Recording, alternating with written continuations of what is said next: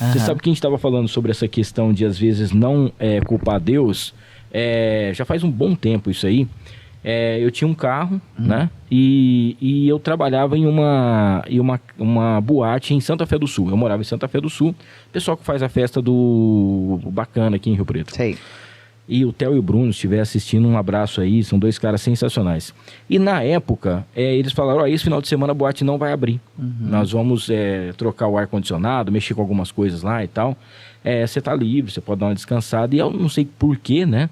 Existe a tal da providência divina. Uma pessoa me ligou de Ilha Solteira e falou, olha, a gente tá precisando de um DJ para uma festa aqui sábado, você não quer vir tocar? Eu falei, eu vou pedir um valor alto, que aí o cara não vai fechar comigo e tal, eu vou ficar descansando. Eu falei, cara, eu quero tanto e eu quero mais alimentação e hotel. O cara falou, pode vir. Eu falei, mas como assim pode vir? Não, pode vir. Era tipo o que eu ia ganhar em um mês, eu ia ganhar numa festa. Mila, fui, fiz a festa, o cara pagou comigo, tudo certinho, bonitinho. Eu voltando, estragou o meu carro. E o valor exato que eu cobrei na festa foi o valor que ficou o conserto do carro. Olha.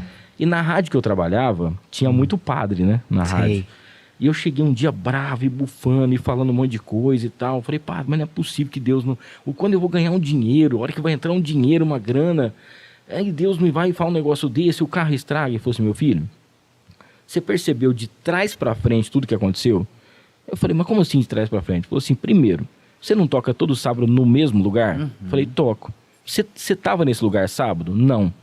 Você foi pra outro lugar? Foi. O valor que você pediu, o cara falou alguma coisa, ele não pagou? Pagou.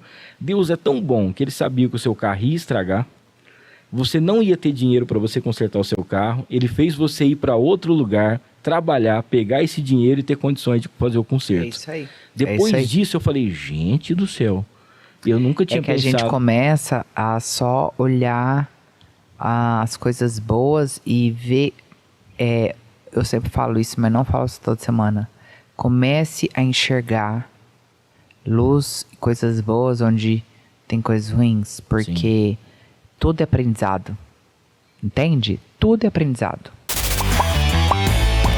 E aí, gostou desse corte? Então não esqueça, se inscreva no canal, ative as notificações, dá aquele like e compartilha pra todo mundo. O link para o episódio completo tá aqui embaixo. É só clicar e assistir.